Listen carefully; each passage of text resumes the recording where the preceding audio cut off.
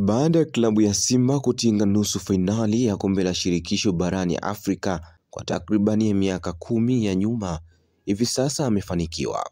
Ikumbukwe klabu ya Simba wametoka kucheza siku 5 nyuma na kumtoa Al Masry katika hatua ya robo fainali kutinga nusu fainali na kujikatia tiketi. Mchezo huo ulipigwa Benjamin Mkapa, ambapo watu wengi walisema baada ya mchezo uwanja utafungiwa, lakini serikali ya Tanzania wameufungia uwanja wa Benjamin Mkapa kwa muda kupisha maboresho.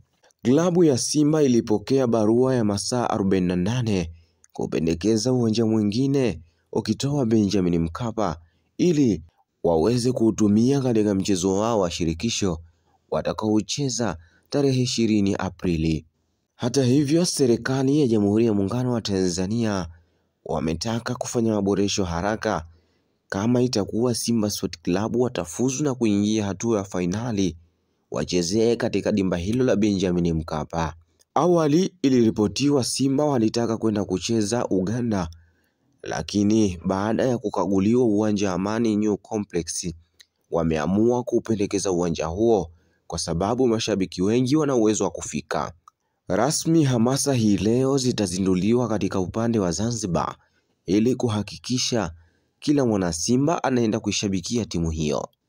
Je, klabu ya Simba kutimkia huko Zanzibar itakuwa kwao kugumu kufuzu au ndo sehemu nzuri ya kwenda kufuzu? Kuendelea kupata habari hizi, baki nasi Free Media uwe wa kwanza kupata habari zetu.